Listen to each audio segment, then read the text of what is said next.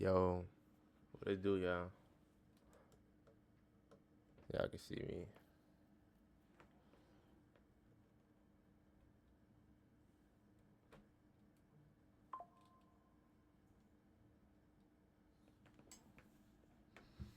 That's good enough. Let me make y'all a little bit taller.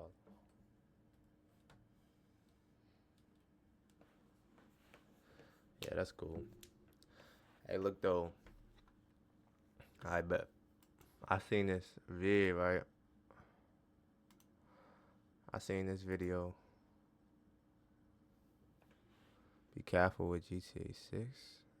Not kids anymore. Whatever. I'll watch this.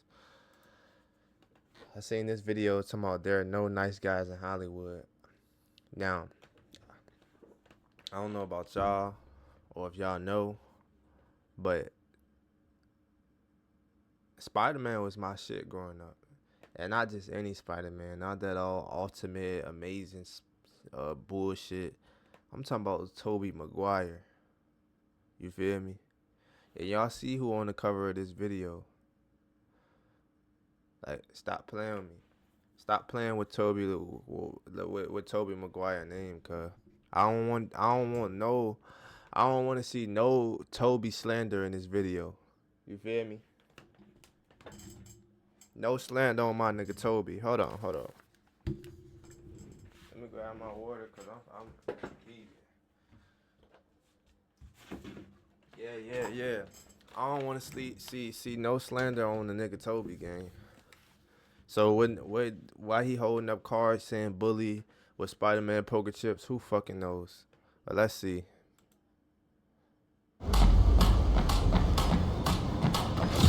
When you have everything you need, anytime the motivation hits.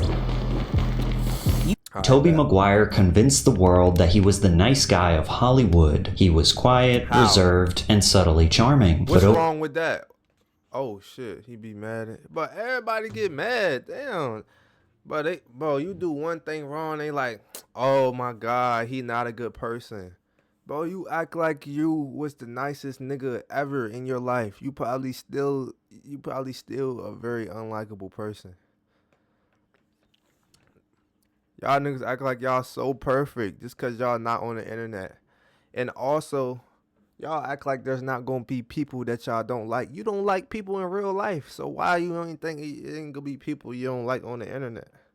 Like y'all be dicking too much. Like, bro, just literally, you don't have to watch it. The beautiful thing about the internet, but in real life, you gotta deal with people you don't like sometimes. But the internet, you literally don't have to.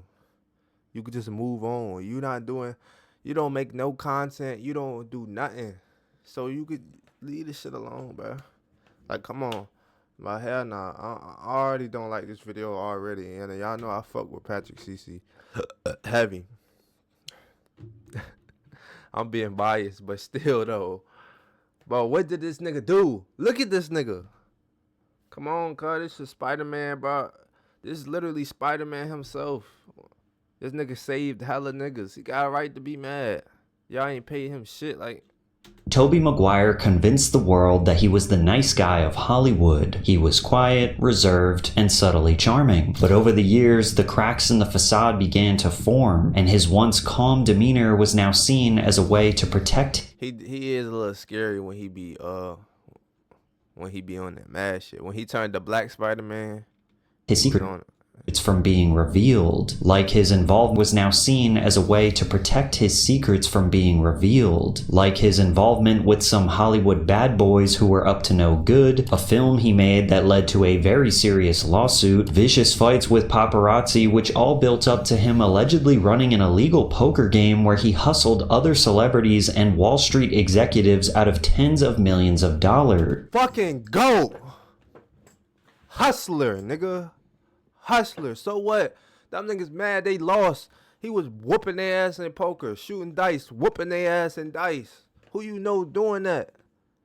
To other movie stars when this nigga already a star.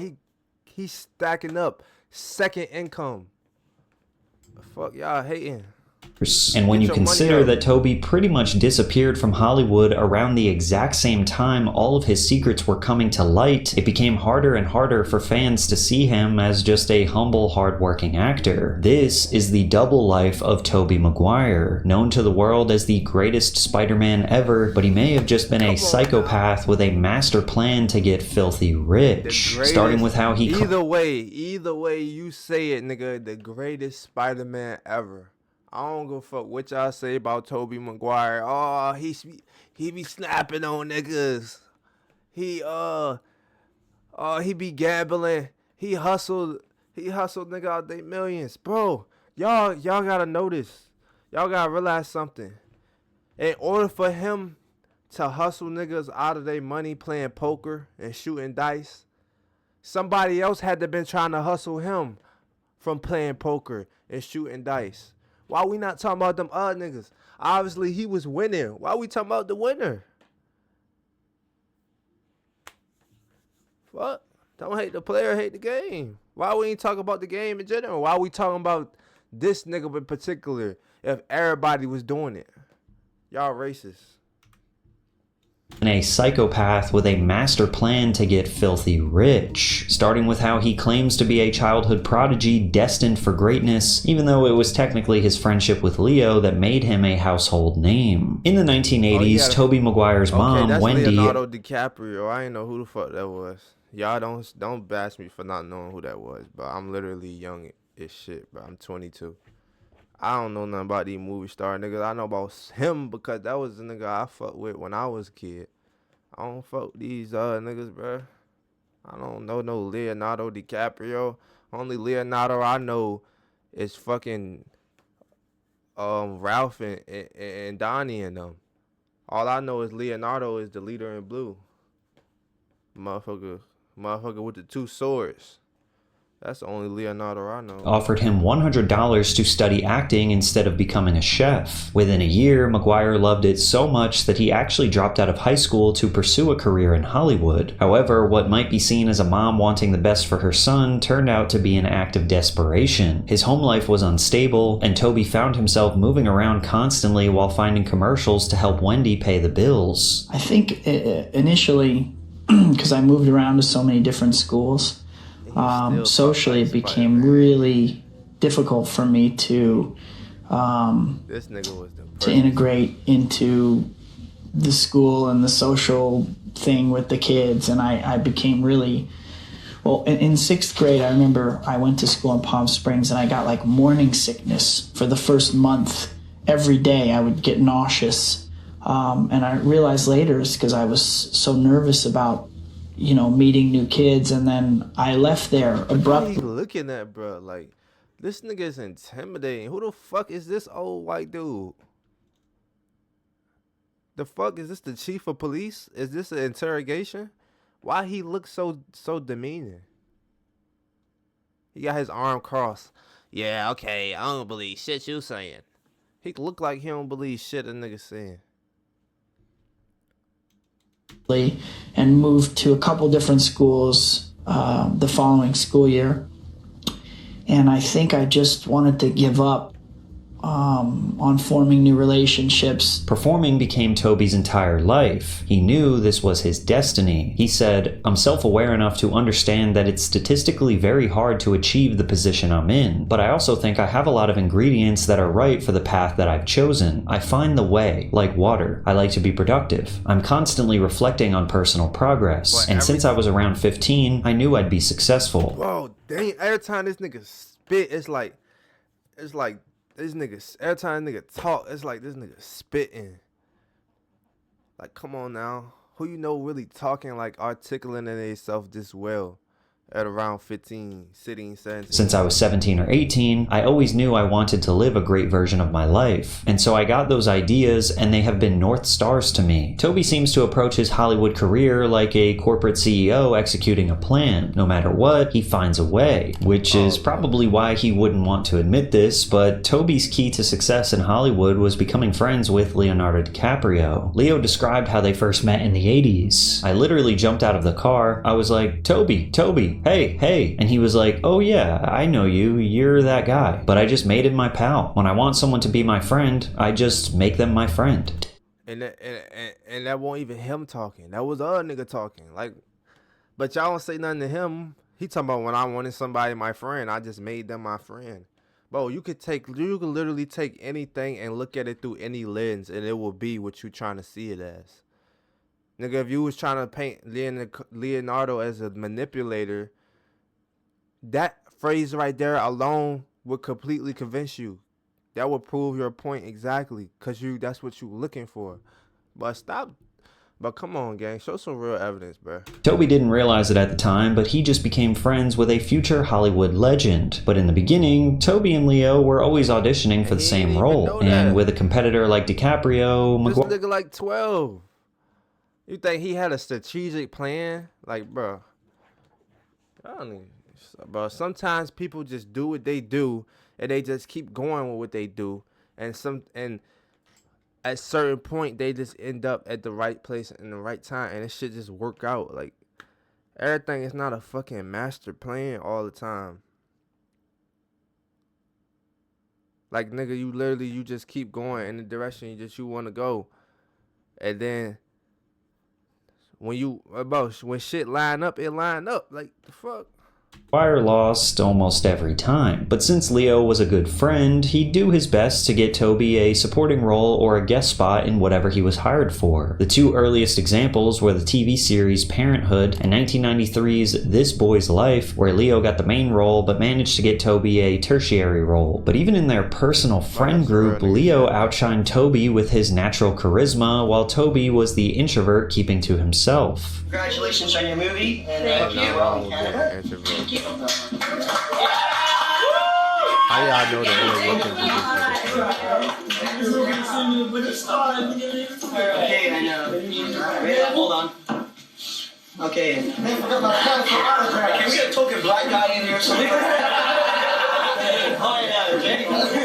My nigga Tobey just ain't want to talk in front of everybody. And as the two would continue to grow in fame, they would start to develop a... No, it's people who don't talk in front of everybody, bro.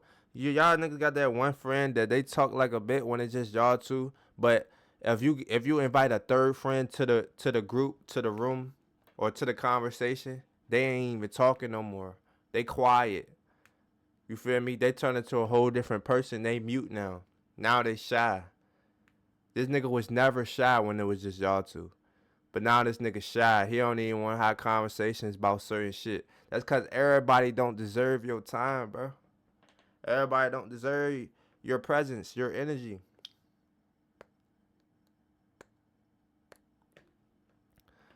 Everybody ain't, you feel me?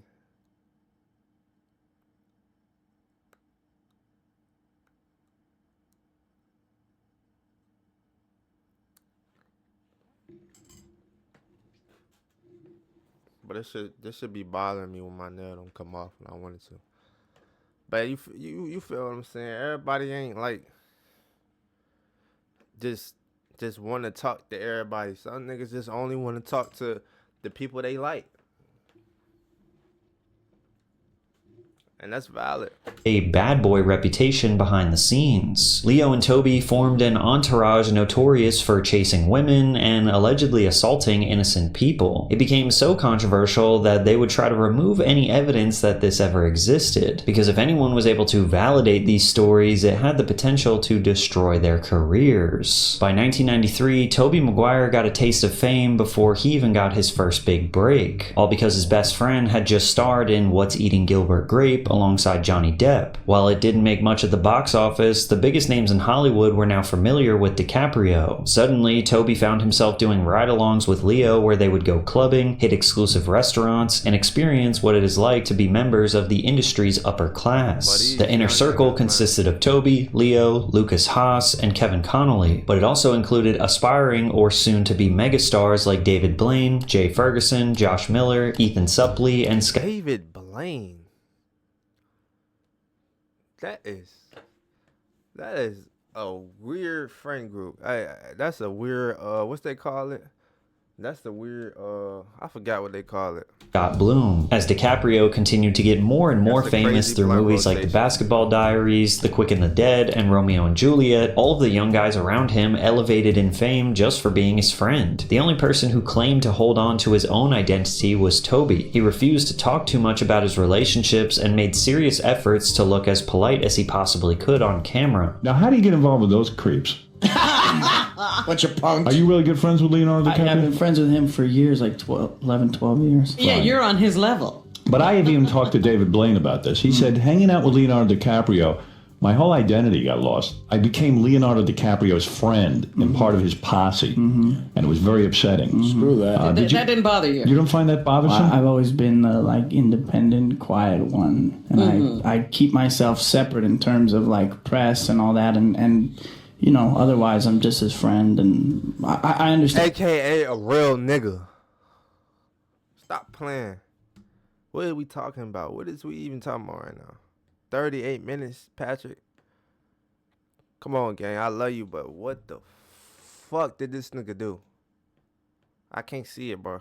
I can't see no wrong. And what David's saying, there's definitely, he gets a lot of attention. You know, the guy's very magnetic. He's like Marlon Brando or something, you know. And as a result, he started building his own star power, like his roles in The Ice Storm and Deconstructing Harry. Directors and producers picked up on his quiet demeanor, and he started being typecast as a quiet and reserved nerdy guy in larger films. According to Kevin Connolly, Leo was definitely the ringleader, but Tobey was also a superstar in the making. Even like Tobey was a guy who was just always right. And they were like, all right, this guy, he was just like, his picture was just on everybody's wall. Like, the right thing is going to come along. Yeah. He's a guy that his career was inevitable. The years 1997 and 1998 were the first golden era for Tobey Miguare and Leonardo DiCaprio. Leo's latest film, The Titanic, essentially made him the world's most popular actor for several years. His part as Jack Dawson made him a global symbol. That's why Meanwhile, I see her for Titanic. That's Leonardo. Tobey had finally made his way into major award-worthy films with a brief but memorable part in Fear and Loathing in Las Vegas and a starring role in Pleasantville alongside Reese Witherspoon. Neither was an absolute blockbuster like Leo's film, but both became cult classics that fans obsess over. He was also in the process of filming Cider House Rules, a movie that would go on to... And just to be clear, I never watched none of his other movies except Spider-Man. You would think I watched all this nigga movies the way I'm defending this nigga, but no, I only watched the Spider-Man. But I don't care. I really don't care, bro. That shit, when I was younger, I thought he was Spider-Man. So I ain't had to watch shit else. Nigga, that's Spider-Man. I know who he is. Win 8 Academy Awards and get 30 nominations. Now for most actors, this would be a dream come true, but Tobey's relationship with Leo was about to threaten his nice guy persona, and according to people who worked closely with him, he was willing to do anything to make sure his true nature remained a mystery. In 1998, New York Magazine... That's nothing wrong with that, bro. Everybody putting their full shit on display. This nigga already famous. God forbid nigga want to keep his personal life to himself and just be an actor. Like, damn. Y'all niggas want to know everything about a nigga. Bro, some shit gotta be left off camera for to have to them. Like, y'all niggas want every single ounce of info. Y'all don't need all that. Y'all be, but y'all don't even be looking into y'all own family like that. Check up on your peoples or something. Magazine published an expose article titled Leo, Prince of the City, which was about DiCaprio, Miguare, and the rest of their friend group. The group was infamously named as the Pussy Posse, although actor Kevin Connolly vehemently denies that they gave themselves this name. You were very famously a member of the Posse. Yeah, or what channel is this? Leo DiCaprio, Tobey Maguire, David Blaine, all these guys. Who got the most put in the Posse? Well, listen. First of all, these are grown ass men. I could set that straight. Yeah, that was there was a New York Magazine article written years ago, and the writer of the magazine coined that phrase. Got it. You guys didn't coin yourself that. With my hand on the Bible, I swear to you, never, ever, ever, in any capacity, have myself or any of our friends ever referred to ourselves as the Yeah. This guy wrote it, and it stuck. Now, according to the journalist, Nancy Sales, the P Posse wasn't a name she had come up with herself. It was just something she kept hearing when she would follow closely behind members of the group. In her own words, the group's core members constitute a frat house of young men, some of whom are actually famous, like Leo. There's Lucas Haas, who has not yet become Leo, and Tobey Miguare, the pensive youth in the Ice Storm, who is perhaps waiting to. She also went on and described Leo's insane star power, where he would get into clubs where Mariah Carey would have to wait in line, along with a growing group of friends in the outer circle who... Damn. That boy was really famous, bruh. And you think with that level of fame, they won't get in any girl they want. Like, fuck out of here. These grown-ass men, bruh. Like, but, and then y'all be judging niggas for not being completely picture perfect in a situation where y'all, if y'all niggas got the opportunity, y'all niggas will run wild. And then niggas act like y'all fucking perfect. Like nigga in my comments, he this, he that, he not fucking nice. Don't watch me then, nigga. Literally. Block my page. You don't gotta watch me. You don't gotta look at me. Like that ass, y'all act like y'all the most what's it called? Like y'all the most heavenly niggas on earth.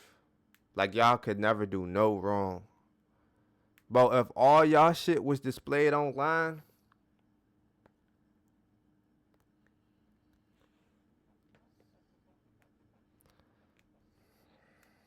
bro.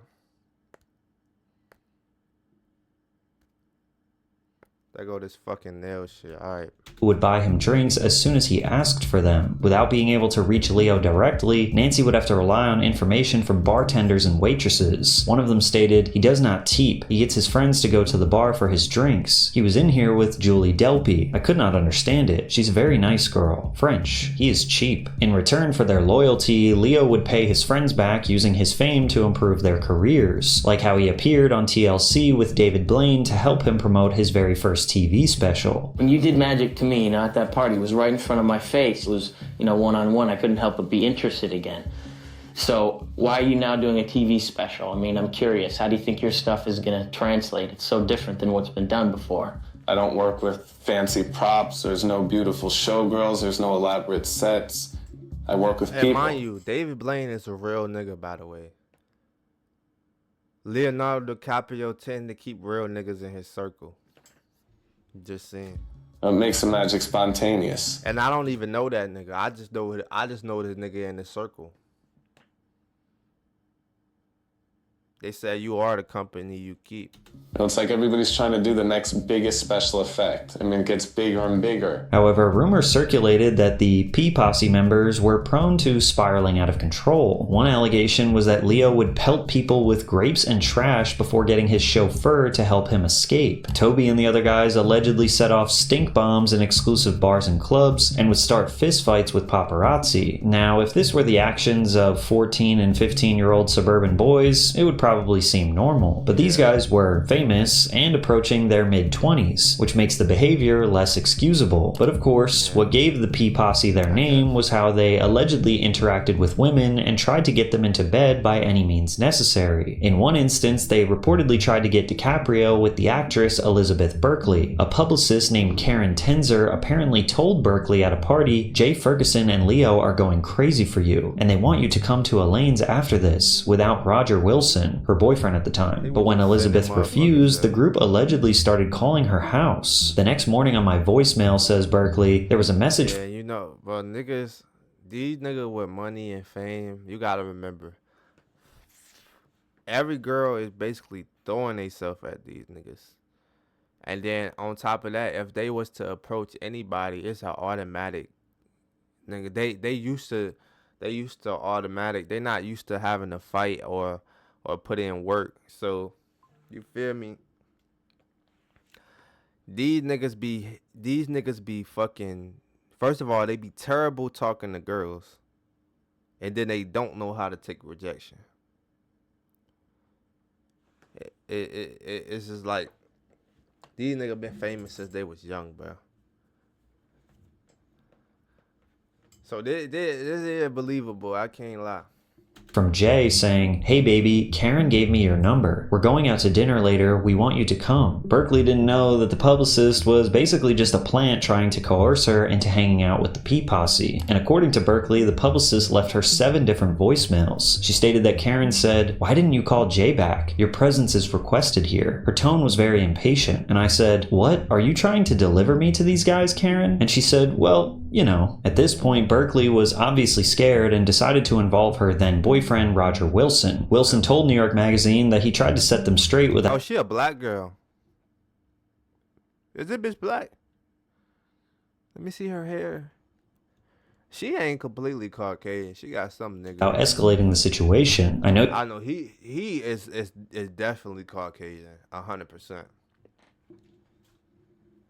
you guys are having a great time and the town is your apple, but not this part of town. I don't know how this got started, but I'm just asking you to please not call my home again. And Elizabeth has asked please that you not call her again, okay? According to Wilson, one of the boys from the posse lashed out saying, "We'll call whoever we want, and if you don't effing like it, then why don't you come down here and tell us to our face?" Unfortunately, it did That's definitely white people fighting words right there. escalate, and it got to the point that the posse allegedly confronted Wilson in front of a hotel, punched him in the throat, and then ran off to avoid ruining their reputations. And even though this was a massive expose on one of Hollywood— punched the nigga in the throat.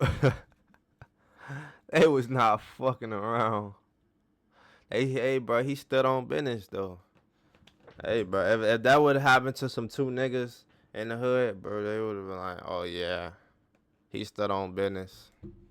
Hollywood's newest stars, nobody ever corroborated these stories. There was nothing in Nancy's story that could prove it was true without some kind of physical evidence. However, there was something that came out later that did have some people thinking those allegations might hold some weight, and it came in the form of a short film called Don's Plum, which was so bad that it actually led to a lawsuit where Tobey and Leo gave sworn depositions. Don's Plum was filmed in 1995, and it was an extremely weird indie film where Tobey and Leo act like extremely cruel young guys to women. Stop looking at me like that. I'll throw a bottle at your face, you goddamn whore. But what made it interesting was that it was scarily similar to Nancy's claims in the P Posse expose article. The indie film followed young guys in their 20s who met at a diner to complain about life, flirt with women, then insult those same women, insult each other, and the conversation slowly devolved into awkward power games and emotional manipulation. The cast even reflected the dynamic of the posse in real life. Leo was in the center as Derek, Why but would they make a movie exactly about how they are? Like, I think they fucking seen the press and tried to, like, I don't know. Character was highly judgmental and insulted people for their sexual orientation or race, also frequently using the F slur. Meanwhile, Tobey was in a supporting role as Ian, a shy and reserved guy who would laugh at Leo's jokes while secretly wishing he could shamelessly sleep around and get his 15 minutes of fame. You want a veggie sandwich still? I want a veggie sandwich, no. See? I have a bread. You're good. Wheat toast. Uh-huh. Lettuce.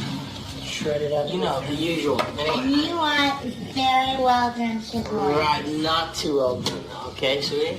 Okay. Just Chicken. a little bit crunchy. Okay. Just like you. Okay. That's interesting. Go put that order in, Phil. Okay. All right, babe. You're so Love you. happy you're here. Go, Flo, go. Out of here. Why is it?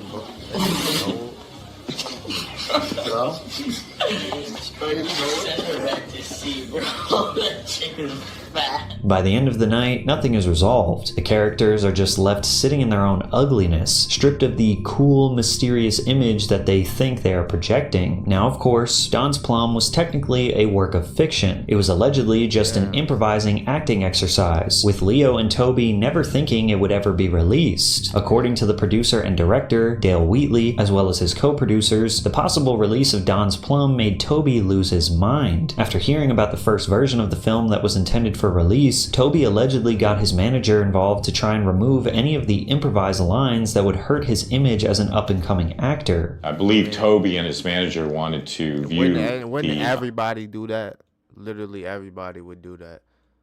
Everybody would want something removed that hurt their image and have gotten shit removed that hurts their image. Like, come on now. Unless their image is the free, I don't care spirit, and fuck these niggas.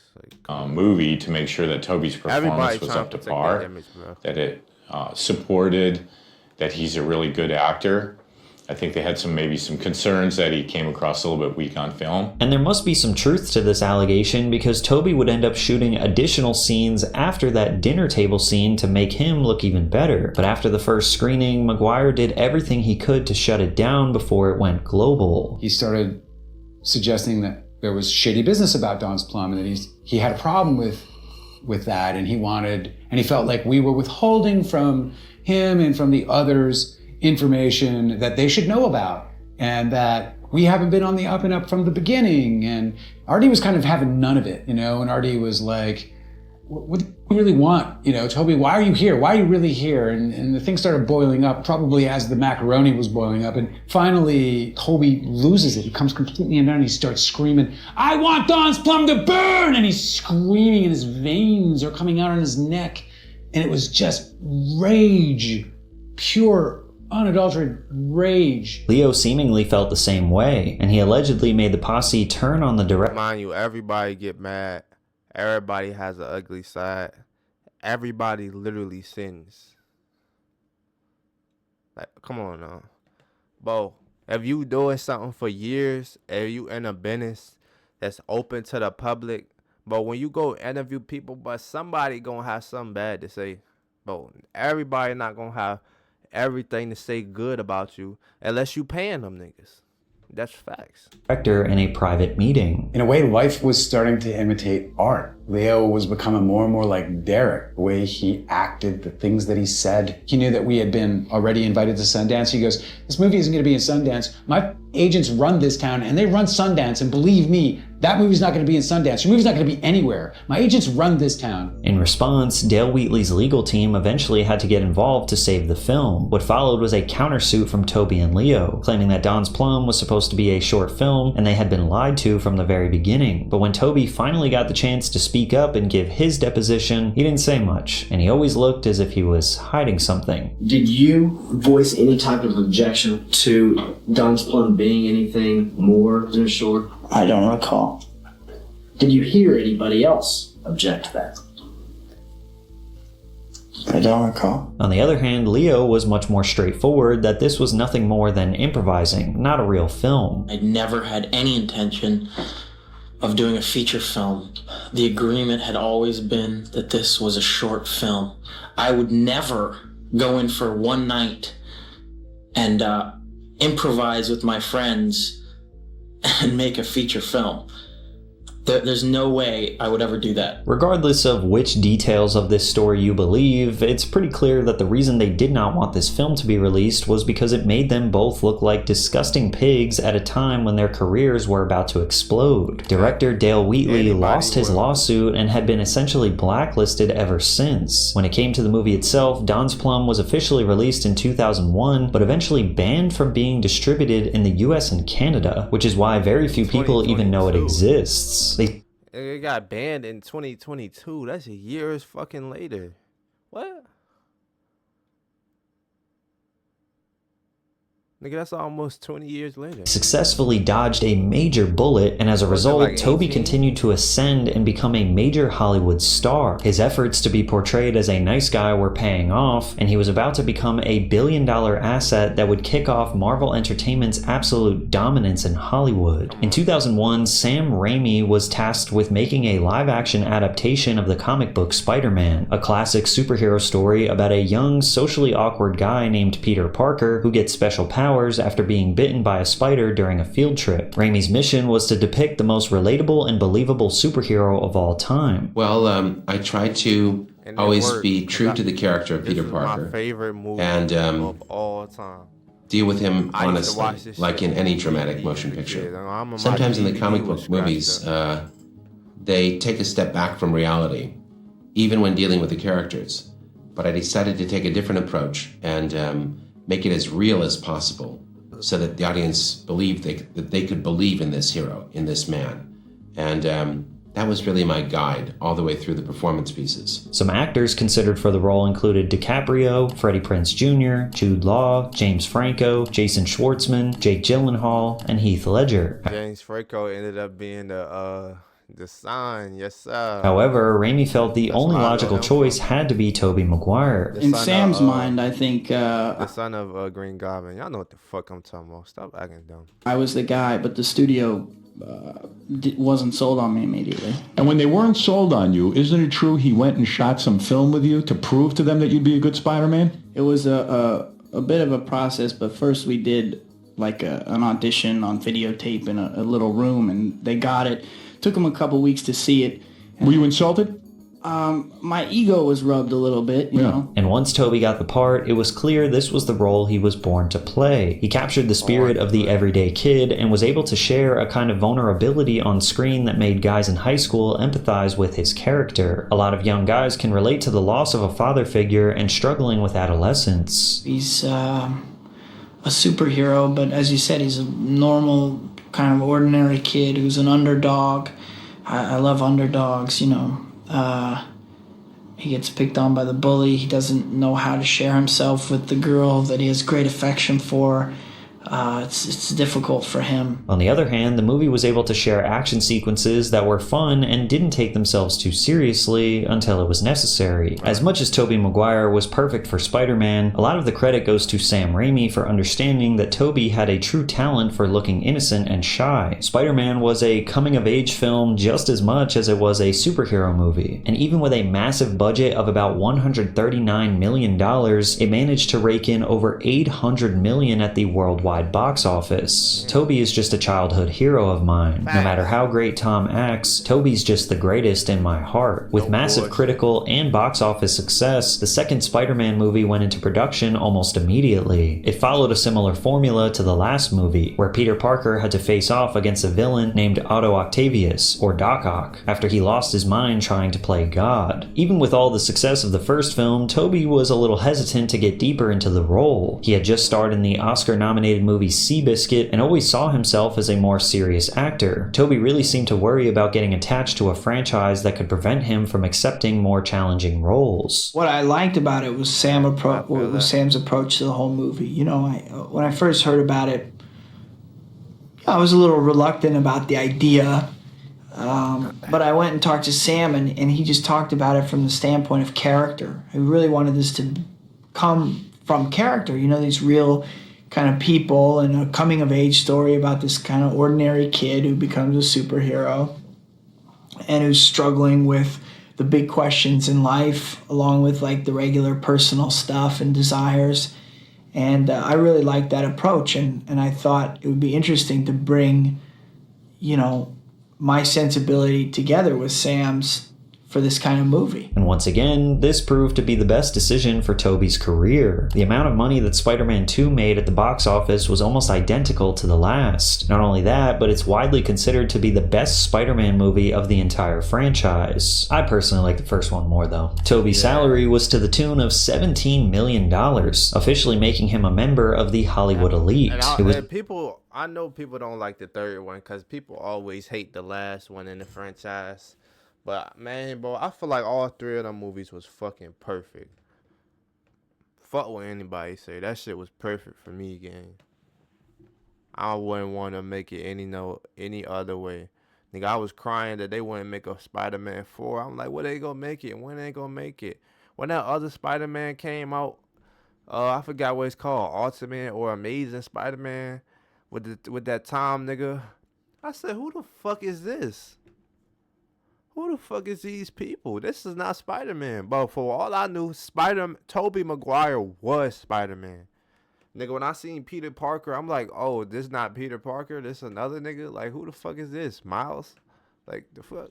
It's like all of his childhood dreams of making it big had officially become a reality. As a kid, I was very poor. I mean, it's all relative, but we would get groceries from neighbors. I always had a roof over my head, but I slept on couches of relatives, and some nights we wandered into a shelter. My family had food stamps and government medical insurance, and I wanted to get out of that, so my ambition was initially to make money. I was pretty driven, and with all this newfound wealth, Tobey got into hobbies with a bit more risk. In 2004, he started playing competitive poker and quickly discovered he had great skills beyond acting. Are you good at memorizing cards and where things are?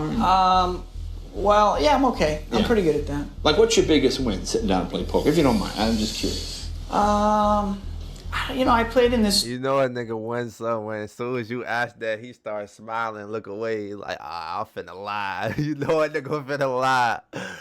He ain't finna say what he really make, but that smile tell you he made enough. He made enough. Tournament, which it's different than playing the cash game, and it was a fairly big win. Fairly, but no, like, is it more than? Good shit. Way to fucking dodge the question, my nigga. I love it. $50,000.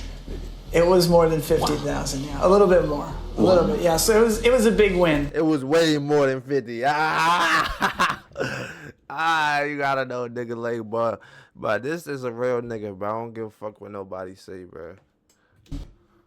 Wow. Very big, but I didn't risk that much money in order to get that. Look, like I'm the wife. Listen to you tell me. But for Tobey, all of this new attention would become a serious problem. After the fans' disappointment following Spider-Man 3, it was almost like we were... Fuck out of here, bro. I was finna say some TOS. Fuck out of here. Y'all niggas talking about, he talking about just spent 3 hours watching Spider-Man 3 on TV. One word, garbage. Throw your fucking TV away then, nigga. Go watch YouTube or something, bitch.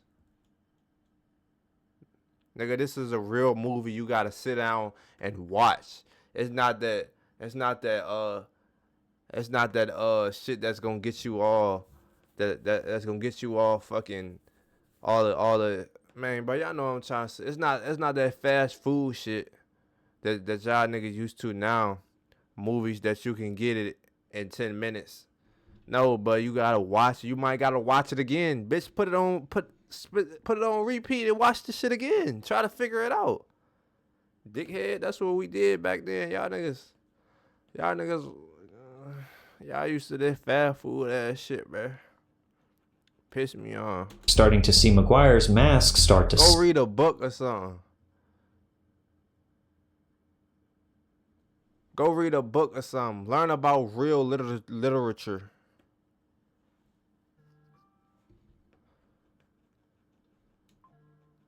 Slip. Like the Tobey everyone was used to was just another character he was getting tired of playing. In 2007, the hype surrounding the release of Spider-Man 3 made it one of the most highly anticipated moments of the decade, but behind the scenes, things were quickly starting to fall apart, especially when it came to introducing the villain called Venom. To Sam Raimi, the right villain was Sandman because he had more human qualities. The best thing I like about Stan Lee and Steve Ditko's Spider-Man is that they made relatable characters that I understand, even if they were confused, like Norman Osborn. They still have goodness in their heart. When I read about Venom, which I hadn't read as a kid, I had to catch up on it when they wanted him to be in the movie, I didn't recognize enough humanity within that character to be able to identify with him properly. That's really what it boils down to. But as Spider-Man became a major asset for Marvel Studios and Sony, executives pushed for Venom because it was a fan favorite, and since they were funding the project, whatever they wanted, they got. And while the and that's just corporate greed. Why the fuck y'all blaming him? That's the corporation, bitch. Blame Marvel. They wanted to push that shit on y'all. Yeah, but y'all know once shit get good, the business side always fuck it up. They always fuck it up. Cause they don't give a fuck about art. They care about making money. They don't give a fuck about art. Real art take risks. Real art is a hit or miss. When you try to make money, you got to do something that's safe. Something that you know gonna work. Something that don't take no risks. Like, fuck is you saying? Third movie in the Spider-Man trilogy ended up being the highest grossing movie yet at $885 million. The initial response wasn't nearly as positive as people would have hoped. The original consensus among fans was that the movie felt like it lacked the balance of the previous two films. On screen, you could almost feel the off-screen battle between Raimi and the executives when it came to the major villains. Ultimately, Sandman was the villain who got a large amount of screen time. The character has always been one of the villains that people can sympathize with, and because Raimi saw the humanity in the Sandman story, Venom barely received any screen time at all. Beyond giving Peter Parker a cool black suit as a symbiote Spider-Man, fans who never read the comic books had no idea what Venom was supposed to be. I ain't had no idea either what Venom originally supposed to be, but I like how they went about it. I like Spider-Man having to fight a battle with himself on top of all this exterior shit. Like, it was real symbolic. I really fuck with it, gang. Like, not everybody thought the movie was ass. Me as a kid, I'm like, damn, bro. Not only was he fighting an internal battle, but it was symbolized with Venom, because he was going through it with his girl, and shit. But it was internalized with Venom. You feel what I'm saying? I mean, not internalized. It was symbolized with Venom. Like, it would made us on screen see. We actually seen him go from a, you know what I'm saying, a regular superhero who is nice and sympathetic to a nigga who ain't give no fuck no more. You get what I'm saying? And him taking, and the Venom taking over his body kind of symbolizes that. But he could have had that back and forth with himself without Venom. Yeah, he could have had it without Venom, but Venom just cool as shit. But like, fuck out of here. Then I feel like they didn't have to have Venom after he got over that shit. They didn't have to put the Venom on other bruh and turn him into a villain. I feel like that was just an extra add-on type shit. But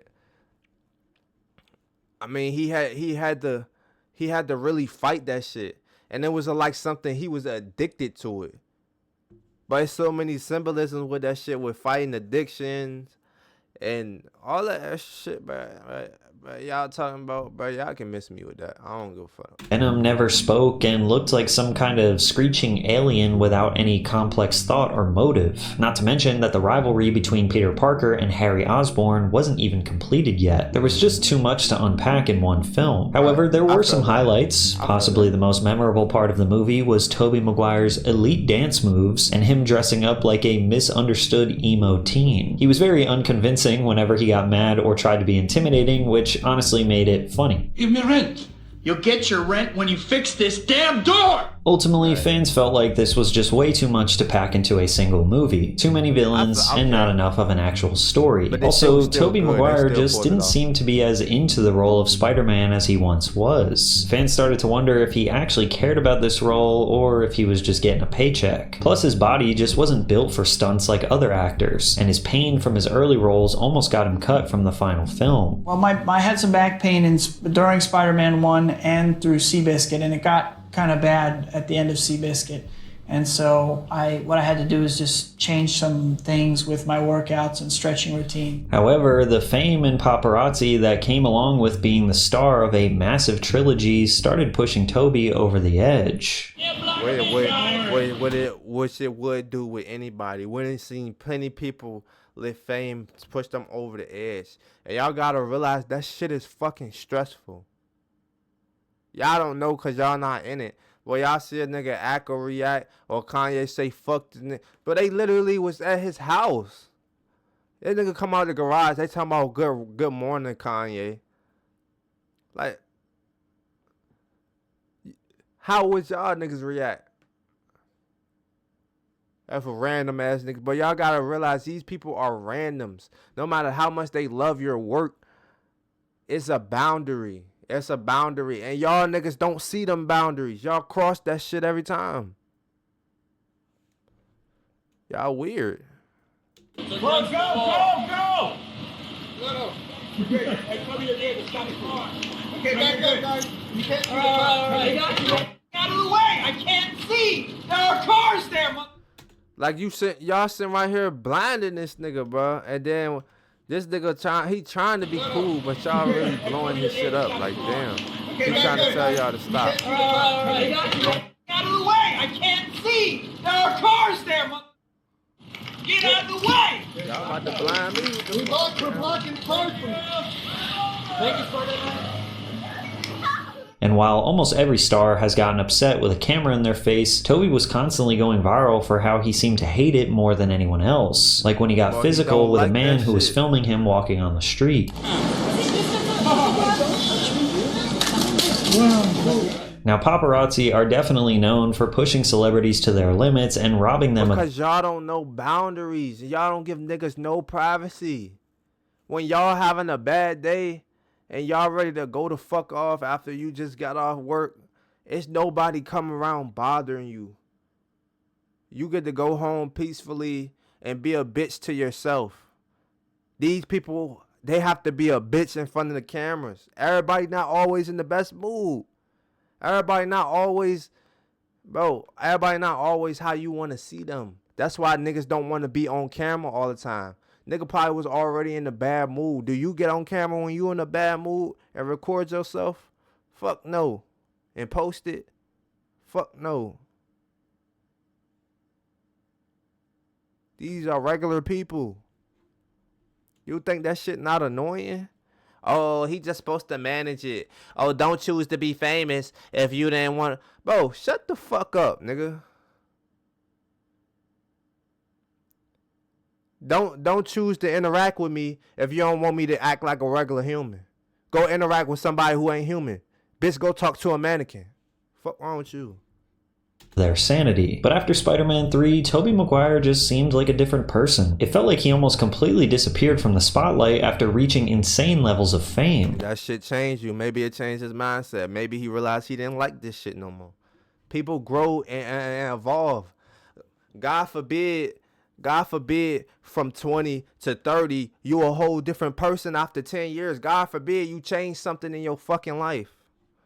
Like, y'all niggas is dickhead. And the public wouldn't really hear about him again until he became a part of a massive scandal where he started being accused of running an underground celebrity poker game. It finally looked like fans were starting to see what Maguire had been hiding for all these years. They couldn't help but wonder if Tobey Maguire was a shy actor struggling with fame, or if he was a cold and calculated psychopath that only ever cared about the money. In 2011, Tobey Maguire found himself in a massive civil lawsuit involving a Beverly Hills hedge fund manager named Brad Ruderman. According to the suit, Tobey managed to take $311,000 off of him, with $110,000 of that coming in just one night. The major problem was that Ruderman was playing with stolen money through a $44 million scheme where he had convinced investors to give him large sums of cash and promised high returns. I'm failing to see what this got to do with Tobey. Only to pay people back and lie about how he managed to make them a fortune. Now, Tobey wasn't just caught at the wrong place at the wrong time. He might have actually been the ringleader of an illegal gambling operation. A producer named Houston Curtis would later write a book called $1 Billion Hollywood Heist, based on his experience at one of Hollywood's most exclusive illegal poker games. Kind of steered me over to a seat and just set me down right next to Tobey.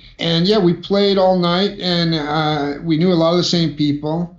And, you know, he was soaking the game up like a sponge, and some of the guys were talking about that. But what really fascinated me was to see how these guys acted around a celebrity. Curtis and Tobey met after he had just finished filming Spider-Man 2 and had money to burn. A week later, Tobey showed up at his house. We played together a few times, and he invited me to his game. I almost immediately started staying late at his house. We discussed the game, how to make it bigger, who to invite. We had similar views on a lot of issues. We thought out an unofficial business plan together and began to follow it, and our game began to develop rapidly. Tobey would bring in Hollywood superstars to play. gameplay, which made the game more enticing and interesting for young billionaires and hedge fund guys. Because this was a high roller type of environment, the biggest recurring guest celebrities were Ben Affleck, who would bring Matt Damon, and Tobey Maguire's close friend Leonardo DiCaprio. But according to Curtis, DiCaprio was the hardest celebrity to get. Tobey would have to stake Leo every time because he never wanted to use his own money. DiCaprio is a guy worth $80 million and he didn't want to put up the $5,000 buy-in, but Tobey said, "Don't worry, he only plays aces and kings." And he did. Leo was tighter than a gnat's ass.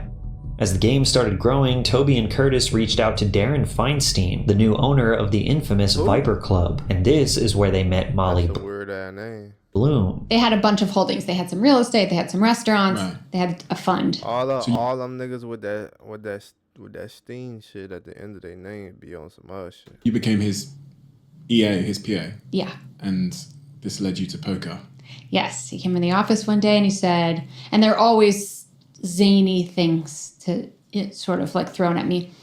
And he said, I need you to serve drinks at my poker game tomorrow night. If you're starting to think this sounds familiar, then you've probably at least heard of the 2017 movie Molly's Game. The movie was partly written by Molly and tells the story of how she went from being an Olympic skier to serving drinks, only to end up running one of the most sophisticated high-stakes New York poker games in history. It consequently led to her arrest and later allowed her to sell her story for a fortune. However, Curtis writes in his book that Molly was essentially just a pawn in a much bigger game that she didn't understand. He told us that he had a pretty assistant who could serve the drinks, and Molly turned out to be a diligent student. I don't mean in playing poker, she's never been interested in that, but she perfectly remembered the drinks preferences of the guests and took contact details from everyone. Then she and Darren had a fight, and she complained about him to one of the players she was dating at the time. The film emphasizes that she never had a relationship with any of the players. I'll try not to comment on that, but let's say it amused me a lot. In short, they came up to us, said that Darren was trying to take She left her shit out the movie, of course. Game away and threatened to hold it elsewhere the next day. And if you've seen the movie Molly's Game, Player X, played by Michael Cera, is a calm, calculated, seemingly nice guy, but he is conniving, rude, and secretly at war with Molly. Player X is rumored to be depicting the real-life Tobey Maguire. Allegedly, Tobey became the brains of the operation, and he felt that a $5,000 buy-in was just far too low. The game was very accessible. Many dreamed of playing at the same table with Tobey or Leo, and for that experience at that low price of $5,000 was pretty insignificant to them. Some players were already managing to rebuy twice within the first round. We didn't invite people in off the street and understood that no one would leave after losing $5K in 5 minutes. This scheme seemed perfect to me, but Tobey decided that everything would work the same way for bigger money. We raised the blinds to $200, $400 and the buy-in to $50K. From a profit-oriented perspective, Tobey was right. The $50,000 buy-in made the game seem even more elite and exclusive. In Curtis's book, he talks about making millions of dollars, but admits that Tobey was always the star player who came out on top. Tobey was winning an average of $1 million a month for 3. So was he rigging the game for him to win? Because if he not, bro, all these people is willing participants, bro. I guess you could say gambling, whatever the fuck. Fuck out of here, bro. He ain't do nothing like fucking morally wrong, bro. Years. That is, he has earned about $36 million in poker over the whole period. If this is an accurate number, that would mean that Tobey was essentially doubling what he had made as Spider-Man. It also kind of explained why he wasn't bothering with acting in more major movies. He had all of the money he could ever want. But it wasn't just the fact that Tobey was essentially hustling these guys out of their money, it was also that he was an while doing it. Poker games are pretty notorious for being what could be called locker room talk, where guys get together and say things they'd never share with the rest of the world. For example, it's rumored that producer Rick Salomon kept prodding Ben Affleck about Jennifer Lopez's body. Did her have cellulite on it, or was it nice?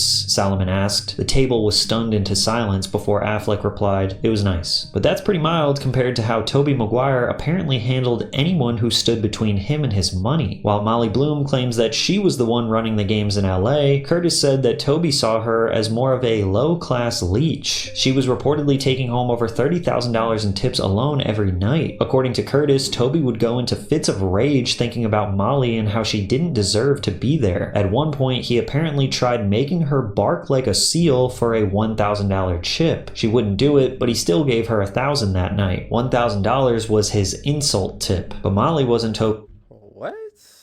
But y'all niggas weird, bruh. But he just, I mean, I feel like, bro, that was just a joke, bro. And he was like, just to see if she was gonna do it, but she didn't do it, and he still gave it to her. Like, I think that's like nothing wrong with it. Like, Toby's only victim. Curtis himself. I mean, she had the option to do it and to not do it, and she didn't, cause she felt like that was like, if it was felt like that was something great and shit.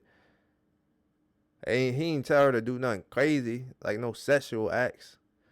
He just told her, like, do some shit that he thought was funny. She didn't do it, and he's like, oh, my fault. He probably could read the room that she was a little uncomfortable. He just gave her the money anyway. Like, the fuck. Himself was losing money from. Y'all just hating because he the nigga. All I hear is he the one that was making the most money. And he was an asshole while doing it. Who gives a fuck? Y'all niggas just mad. Get your money up, not your funny up, bitch. The devaluation of his house, the loss of a $4 million distribution deal, and other major losses in Vegas. After a rough phone call, Miguare offered to loan him $600,000 to continue playing until he paid him back. But after Curtis offered to pay it back by the end of the year with 10% interest, Tobey allegedly said, I own you now, and I'm going to make so much effing money this year at poker. Unfortunately for Miguare, these were his famous last words. The poker game blew up after the arrest of Brad Ruderman, and the lawsuit later forced him to pay $80,000 to Ruderman's victims. The game was over, and Tobey came out looking a bit like a psychopath with a secret side. But all cause that one nigga was gambling with stolen money. That ain't have shit to do with him. He was robbing the robbers that robbed y'all. Fuck. Hustle. This was the lowest point in Tobey Maguire's vanishing career, and just like the very beginning, he'd have to rely on Leonardo DiCaprio again to get some work in Hollywood. After Tobey was exposed in the poker bust, he had effectively lost his purpose in an industry where he was once universally loved. He'd only star in an obscure movie called The Details, which bombed so hard for critics and fans that most people don't even know it exists. The only other big film he was able to star in after the fallout was The Great Gatsby, and even then, Tobey technically didn't get the role of Nick Carraway from his own merit. It was Leo who got the starring role and managed to convince the director to hire his buddy. Even after 2 decades, Leo was still convincing Hollywood to hire Tobey. Maguire was constantly asked about what it's like to work with one of the greatest actors in the industry, to the point where it became a running joke. About what's it like working with Leo? What? Got it. So maybe I'll take that part first and work backwards a little bit. To make matters worse, The Great Gatsby was arguably one of the least successful films that Leo had ever made. It was one of those movies where both critics and audiences seemed to agree that the movie just missed the mark, which kind of made it look like Tobey had lost everything that made him valuable to cinema. He was in DiCaprio's shadow once again, and even that couldn't save him from fading away. He really only returned to the spotlight due to a cameo in Spider-Man No Way Home alongside Andrew Garfield and this what made me want to watch the new Spider-Man. When I seen this, they put Tobey in that bitch. I said, okay.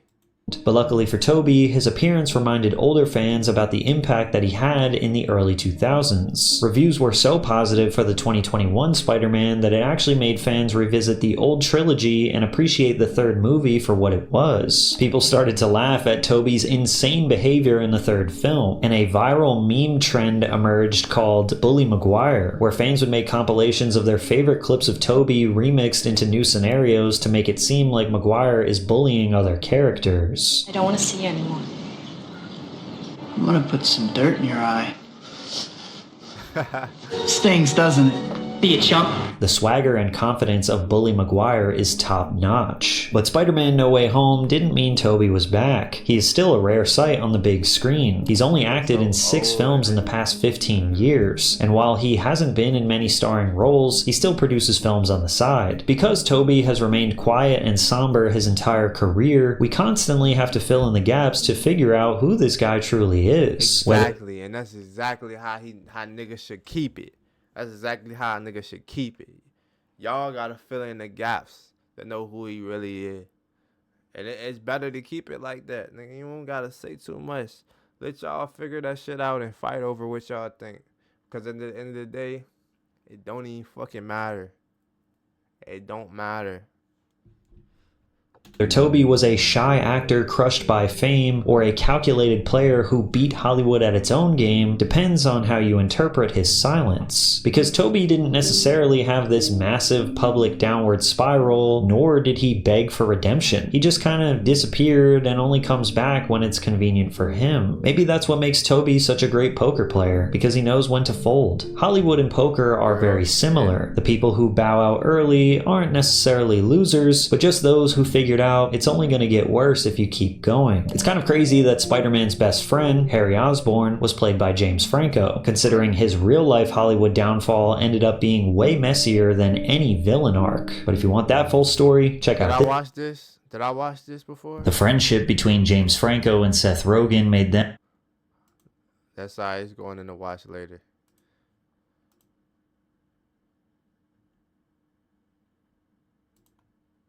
Come on now.